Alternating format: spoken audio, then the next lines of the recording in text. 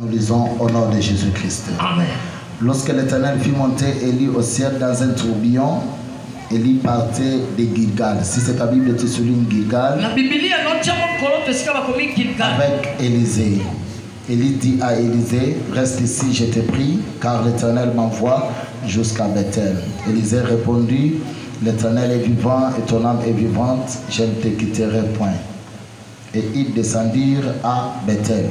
Les fils des prophètes qui étaient à Bethel sortirent vers Élisée et lui dirent, sais-tu que l'Éternel enlève aujourd'hui ton maître au-dessus de ta tête? Et il répondit, je le sais aussi, mais taisez-vous.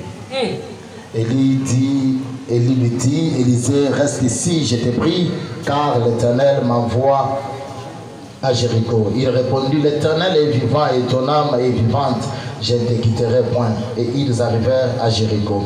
Les fils des prophètes qui étaient à Jéricho, celui de Jéricho, s'approchèrent d'Élisée et lui dirent, sais-tu que l'Éternel enlève aujourd'hui ton maître au-dessus de ta tête? Et il répondit, je le sais aussi, mais vous, taisez-vous. Verset 6, il lui dit, reste ici, je t'ai pris, car l'Éternel m'envoie au Jourdain. Il répondit, l'Éternel est vivant et ton âme est vivante, je ne te quitterai point. Et ils poursuivirent tous de leur chemin. 5 hommes d'entre les fils des prophètes arrivèrent et s'arrêtèrent à distance vis-à-vis d'eux à deux, s'arrêtèrent au bord du Jourdain. Alors Élie prit son manteau, le roula et en frappa les eaux qui se partagèrent ça et là, et ils passèrent tous deux à sec. Lorsqu'ils eurent passé, Élie dit à Élisée, demande ce que tu veux que je te fasse pour toi avant que je ne sois enlevé d'avec toi. Élisée répondit, qu'il ait sur moi, je t'ai pris une double portion de ton esprit. Élie dit, tu demandes une chose difficile, mais si tu me vois pendant que je serai enlevé d'avec toi, cela t'arrivera ainsi. Sinon, cela n'arrivera pas. Prenons Luc chapitre 23, le verset 44. La Bible dit, il était déjà environ la 6e heure. Il y eut des ténèbres sur toute la terre jusqu'à la 9e heure. Le soleil s'obscurcit et les voiles du temple se déchira par les milliers.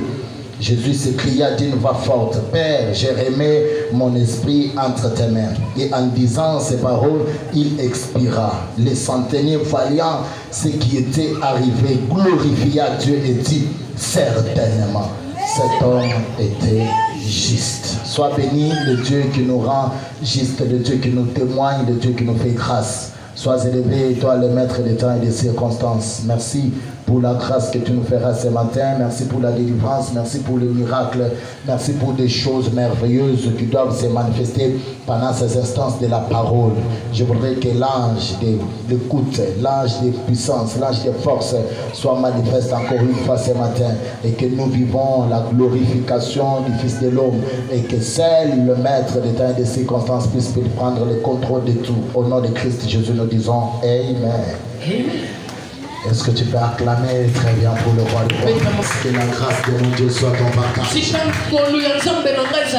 Laisse que la grâce de mon Dieu te soutienne en toutes choses. Laisse que le Dieu de mon appel te bénisse abondamment. Gloire soit rendue à Dieu. Parce qu'aujourd'hui, dans le plan des hommes, nous terminons avec notre programme de 21 jours de prière. Dans le plan de Dieu, nous mettons un point virgule à ces programmes. Parce qu'il y a tellement de choses que nous n'avons pas pu parler, puis communiquer aux enfants de Dieu. Mais par la grâce de Dieu, nous reviendrons encore vers ces programmes. Mais pour ce matin, je voulais donner les points majeurs, les points clés avec lesquels tu peux rester dans ta tête pour connaître pourquoi le combat de ma destinée. Je te bénis au nom de Jésus. Ta présence me fait la joie ce matin. J'allais saluer tout le monde. Mais j'ai besoin que tu me salues celui qui a côté de toi. Que tu nous dises, le pasteur est en train de te saluer, le prophète est en train de t'embrasser. souhaiter un dimanche. Quand tu ne le fais pas, je suis en train de te donner pourquoi tu le fais. Cherche vraiment quelqu'un, dis-lui vraiment. Le prophète est en train de te saluer. Il est en train de te bénir. Il est en train de penser des grandes choses pour toi. Que Dieu te bénisse. Le combat de ma destinée. Cet thème, c'est un grand thème qui nous a réunis. Depuis le mois de février jusqu'à aujourd'hui, nous allons essayer de terminer ce thème. C'est un thème très important qui a éveillé encore beaucoup ma mémoire. Qui a même changé ma façon de prier pour que je comprenne certaines réalités. Le combat de ma destinée, c'est le combat de tout le monde sur la terre. Je dois combattre ce combat. Je dois combattre ce combat. Il doit combattre ce combat. Tout le monde va combattre ce combat. Mais pourquoi le combattons? Le combattons pour la seule raison que la vie d'une personne ne dépend pas d'aujourd'hui. La vie d'une personne ne dépend pas de ce que la personne est. La vie d'une personne ne dépend pas de ce que la personne possède. La vie d'une personne ne dépend pas de la façon que la personne a commencé.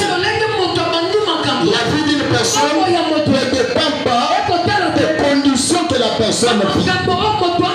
Mais plutôt, la vie d'une personne dépend de sa finalité, de son terminus. C'est pourquoi nous avons dit que ma destinée, la destinée, ce n'est pas mon avenir, mais la destinée, c'est là où je vais terminer, c'est là où je finirai, c'est là où ma vie s'arrêtera, c'est là où tout le monde sera en train de me voir, en train de dire, nous l'avons connu, nous l'avons vu, et aujourd'hui, voilà ce qu'il est devenu. Et je le disais, beaucoup de gens combattent pour demain, ils combattent pour l'avenir, mais le vrai combat, ce n'est pas pour l'avenir, mais c'est de là où tu vas terminer, c'est de là où tu vas finir avec ta vie. Est-ce qu'on est là? Est-ce que tu peux acclamer très bien pour le voir de moi? Et je disais ceci, pourquoi le combat de ma destinée, c'est le combat pour une bonne finalité. C'est parce que sur la terre, nous avons vu les gens qui ont bien commencé, mais qui ont mal fini. Sur la terre, nous avons vu les gens qui ont mal commencé, mais qui ont bien fini. Seulement sur la terre, nous avons vu les gens qui ont commencé avec l'intelligence, avec la sagesse, mais qui ont fini dans la folie. Et le combat de ma destinée, c'est le combat que je suis en train de livrer pour ma finalité, pour mon terminus, là où je vais terminer. Écoutez, la vie ne dépend pas de ta famille. La vie ne dépend pas de ce que tu connais, de ce que tu vis. Mais la vie dépend de la façon dont tu vas terminer. Écoutez, tout le monde connaît comment tu as commencé. Tout le monde connaît ce que tu es. Tout le monde connaît ce que tu fais. Tout le monde connaît ce que tu deviendras.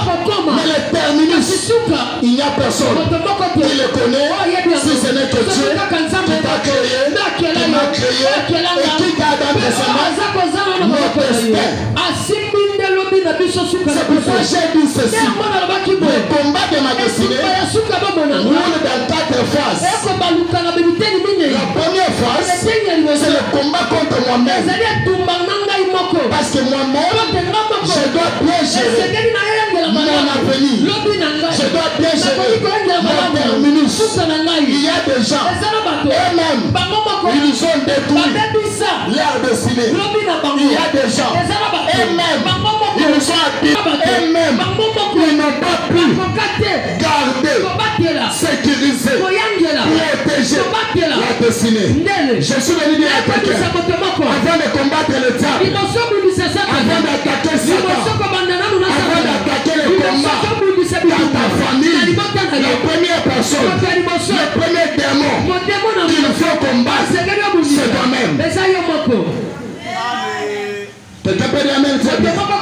Parce que moi-même, si je dis aujourd'hui que j'avance, ma vie changera. Moi-même aussi, si je dis aujourd'hui que je détruis ma vie, ça ne demande rien. C'est dans belles choses que je peux détruire ma vie. Donc le premier ennemi de ma vie, c'est moi-même. C'est toi-même. Avant de combattre, avant d'attaquer le diable, il faut d'abord aller au stade de se dominer. Est-ce que ça va? Est-ce que ça va? Et je le disais, que l'homme le plus fort, ce n'est pas celui qui domine les choses. Ce n'est pas celui qui dirige les choses. Ce n'est pas celui qui cherche à supérioriser les choses.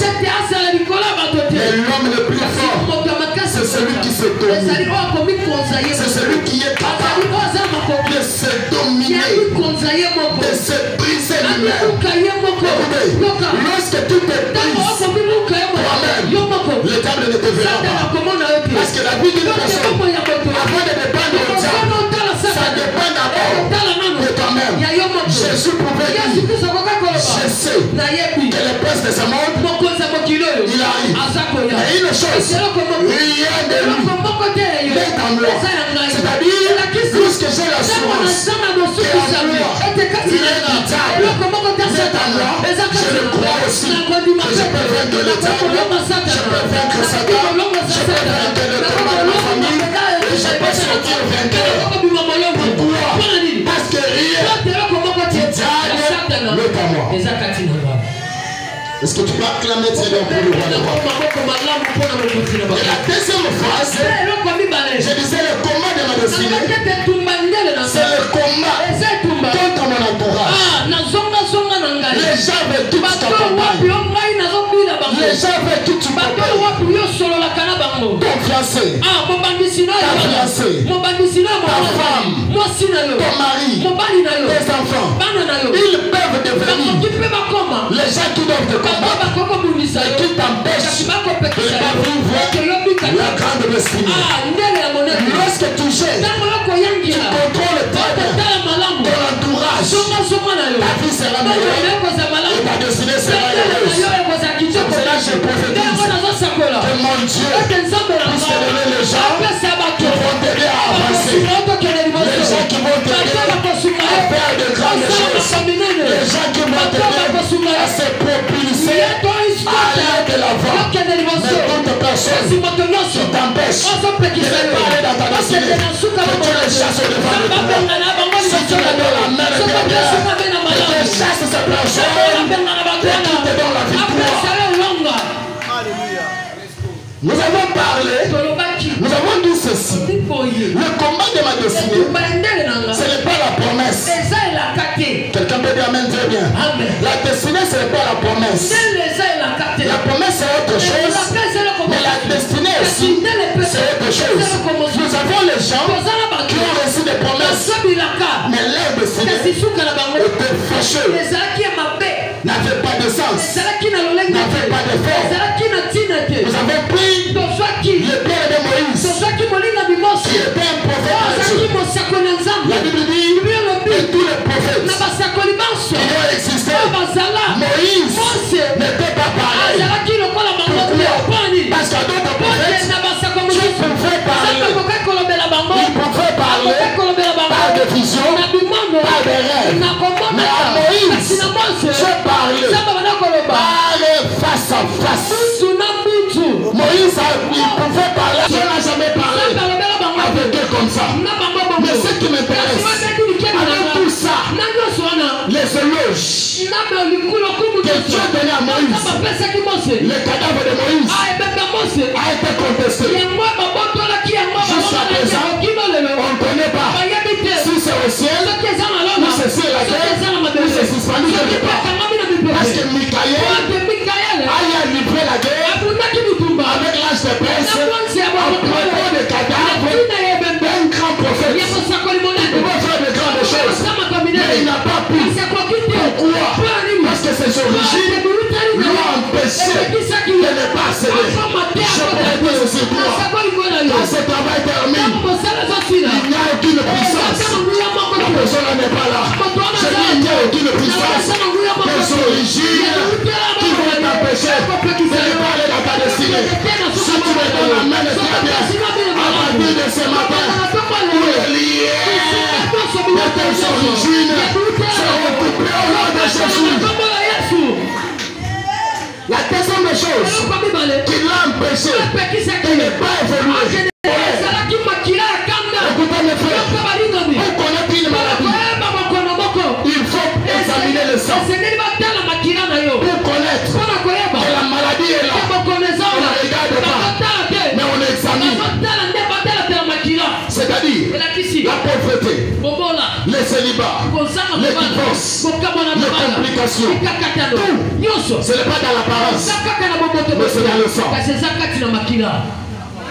Et chaque personne a un numéro dans le sang. Lorsque le sang, c'est un mauvais sang, même si tu es à côté de celui qui peut t'aider, il ne t'aidera pas. Pourquoi? Pas parce qu'il n'a pas la bonne volonté, mais le sang qui est à toi crie que celui-ci ne l'aide pas. Lorsque le sang n'est pas délivré, même lorsqu'il grande porte est ouverte devant toi, les ennemis vont s'arrêter pour t'empêcher de ne pas céder à cause du sang. Dans le combat du sang, on ne fuit pas les frontières, on ne fuit pas la RDC, pour aller en Amérique, on ne fuit pas l'Amérique, pour aller en Europe, mais dans le combat du sang, on combat contre le sang. Parce que la vie est dans le sang. Et lorsque le sang est réclamé, et c'est pourquoi beaucoup de gens aujourd'hui ils condamnent les autres, ils parlent mal, mais la base c'est le sang qui est là. Je prophétise comme prophète de Dieu, toutes ces masses dans ton sang, ces masses de célibat, ces masses de divorce, ces masses de pauvreté, ces masses de difficulté, ces masses de complications, ces masses d'aujourd'hui, je déclare que ces masses vont te quitter au nom de Jésus. Si tu ne veux la main, va changer, va pas le groupe des gens, mais pas une personne. Une personne va changer la destinée de toute une génération. Et là, je disais ceci, que Dieu, en matière de destinée, il ne regarde pas ce que tu fais. Il ne regarde pas ce que tu fais. Quand Dieu décide de te visiter, il viendra te visiter partout où tu peux te retrouver. Je prophétise à une personne, le Dieu de la visitation, il va venir te visiter pour t'amener à ta destinée.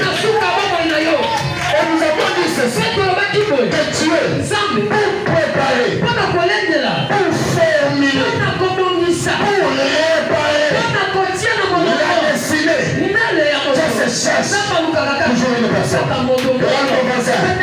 L'unité n'a pas besoin de la foule, mais Dieu a besoin d'abord d'une personne.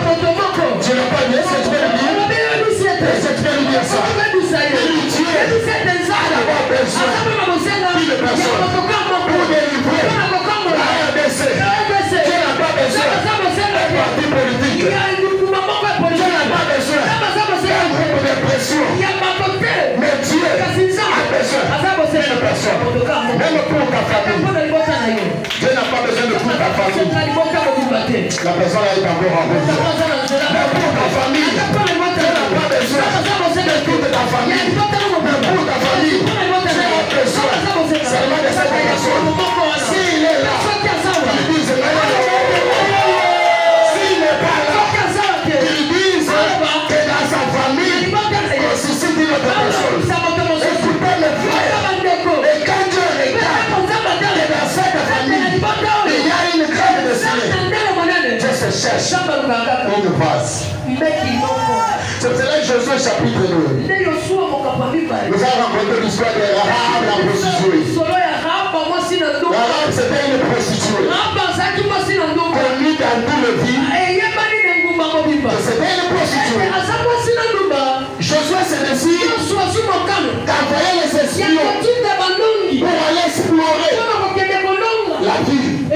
Lorsqu'ils arrivent, le roi était là. Les riches étaient là. Les hommes forts étaient là. Mais lorsque les espions sont venus, les espions ne sont pas partis partout. Ils sont allés tout droit dans la maison de Rahab, la prostituée. Connue. Pas une prostitution cachée. Mais une prostitution connue de tous. Malgré ses origines, mais les sages de Dieu, les espions de Dieu, ils sont venus dans cette maison. Quelque chose m'intéresse. C'est le comportement de Rahab vis-à-vis de ces gens. Lorsque ces gens arrivent dans sa maison, Rahab, son travail, c'était d'accueillir les hommes sans connaître leurs identités. Là où ils viennent et là où ils partent. Il accueillait tous les hommes. Mais si vous lisez la Bible, vous allez comprendre que les jours de ces gens, Rahab dit, vous êtes venus dans ma maison. Je sais que vous êtes les espions. Vous êtes venus pour explorer le pays. Ce que Dieu a fait pour vous. Nous avons entendu cela. Je le disais. Un véritable enfant de Dieu qui veut préparer sa destinée. C'est celui qui porte la terre. C'est celui qui accueille. C'est celui qui protège son pasteur. Salut ton voisin. Dis-lui un véritable enfant de Dieu qui veut préparer sa destinée, qui veut évoluer, qui veut faire de grandes choses. C'est celui qui garde, c'est celui qui sécurise, c'est celui qui cache son pasteur. Quelqu'un peut dire amen très bien. Quelqu'un peut dire amen très bien. Je t'aide un peu là-bas et je vais partir. La Bible dit, ces gens sont rentrés dans sa maison. Quand ils sont là, Rahab est avec eux. Pendant qu'ils parlent, les gens sont venus. Ils sont en train de toquer. Parce que là, la présence est déjà informée. Je parle à une personne. La présence d'un homme de Dieu dans ta vie. Tout le monde parlera. Les gens sauront réellement que dans la vie de cette femme, il y a un homme qui est apparu là-bas.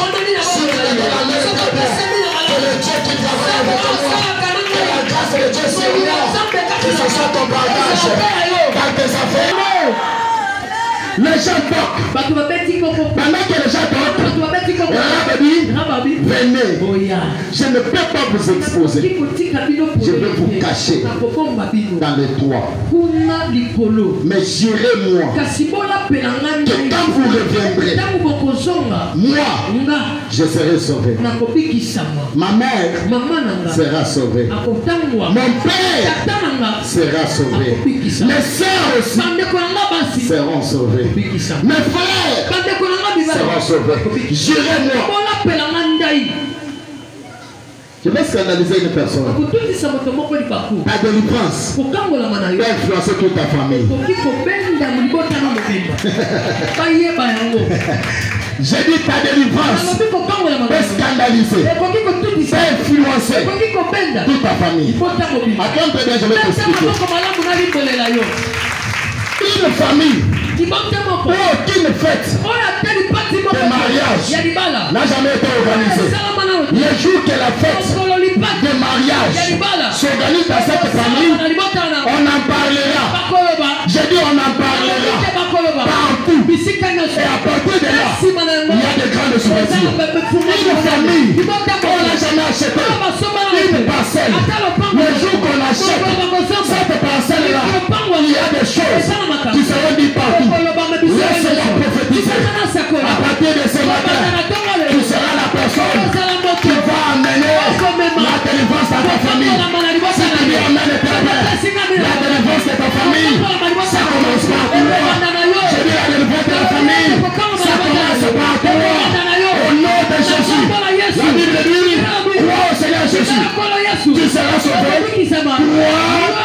Oh, je n'ai pas bien écouté. Pour le Seigneur Jésus, tu seras sauvé comment? J'ajoute maintenant, tu seras délivré, toi et la maison de ton père. Celui qui me donne la main là, la délivrance va t'appartager aux autres. Je dis ta délivrance va t'appartager aux autres. J'ai raisonné. Comment le coronavirus, si j'ai ça, je peux le donner à mon frère. Je peux le donner à mon frère. Je peux le donner à mon frère. Je peux le donner à ma soeur. À combien plus fort de raison la télévision? À combien plus fort de raison le mariage? À combien plus fort de raison l'argent? Je prophétise ici toi. Ta bénédiction va t'empacaner dans toute la famille. Je n'ai pas écouté cette année-là. Je dis ta bénédiction, ta délivrance va t'empacaner, voilà. Va t'empacaner partout dans la famille. Si tu me donnes la main de ta mère, je dis que le Dieu de ma délivrance, c'est la main de la délivrance dans la famille. C'est la main par toi là. C'est la main par toi. Écoutez mes frères, il y a des choses, quand Dieu les fait dans ta vie, c'est pour que les autres en bénéficient. C'est cela que je prophétise sur quelqu'un. La grâce de Dieu sur toi, la bénédiction de Dieu sur toi, fera que les autres, même ton voisin là, qui est près de toi là, lui il sera contaminé. Je dis qu'il sera contaminé. Quand Dieu te bénit, c'est pour que les autres aussi, qui le récupèrent ça. C'est cela la Bible dit, la bénédiction de l'Éternel enrichit. Et cette bénédiction ne peut suivre de tes chagrins. Je peux te dire c'est toi. Tu entreras dans les mariages, on ne te ravira pas. Tu achèteras des parcelles, tu achèteras des véhicules, tu voyageras, et personne ne t'empêchera de ne pas évoluer. Donnez-moi un même Donnez-moi même très bien, je sais. Écoutez, et ce matin, j'ai besoin de parler. Je commence maintenant la prédication. Attends, bébé, je commence la prédication. Écoutez, je parle de 4 étapes qui peuvent te permettre d'atteindre la grande destinée. Les 4 étapes, les 4 domaines, les 4 endroits qui peuvent te permettre d'atteindre la grande destinée. Et ce matin, soit tu es au premier étape, soit tu es au deuxième étape, soit tu es au troisième, soit tu es au quatrième. Et que les amis m'ont accordé la ligne, à 15 minutes. Tu n'as pas bien acclamé, est-ce que tu vas donne-moi de paix acclamer pour le royaume. La première étape, c'est le lien du commencement.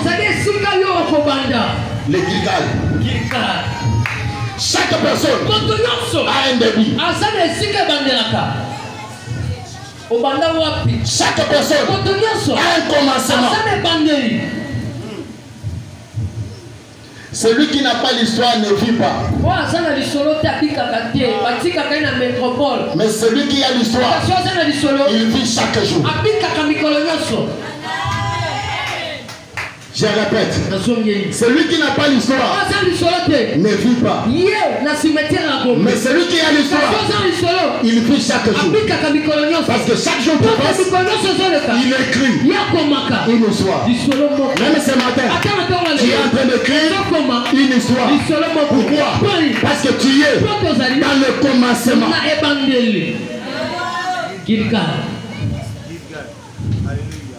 Je n'ai pas avancé. Est-ce que je peux avancer? Est-ce que je peux avancer très bien? Est-ce que je peux avancer très bien? Attends, très bien, je vais avancer. Écoutez mes frères, le Dieu que nous servons, ce n'est pas un Dieu bijambiste. Ce n'est pas un Dieu de Macha Lubilou, Mouma Lubilou. Non, mais c'est un Dieu qui arrange les choses.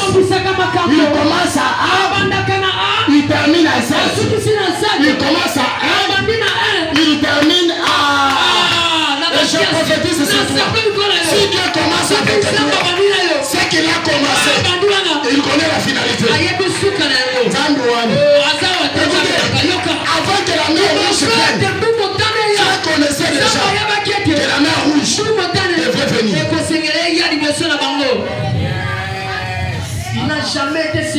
Lorsque tu es dans le commencement, le commencement c'est un endroit où tout ne marche pas. Tu es quelque part. Tu te poses des questions. Je suis avec Dieu. Ou Dieu n'est pas avec moi. Je suis venu te dire. Dieu est avec toi.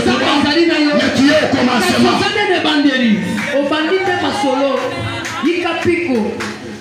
Demandez à toutes les personnes qui ont des grandes maisons aujourd'hui. Ils ont commencé par une studio.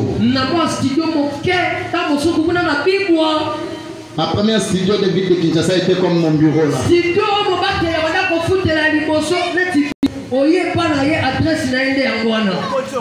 Quand tu entres seulement, il n'y a pas le problème de chercher la chaise. Tu entres directement. Mais là, ce n'était pas ma base. Mais là, c'était un commencement. Dis à ton voisin, je suis au commencement. Écoutez bien les gens. Quand tu es dans le commencement, Dieu te dit quelque part. Et que quelque part là, qu'il y a une histoire. Il reste. Dormeur de l'église. Il fait. Tu peux donner l'adresse aux gens. Leur dire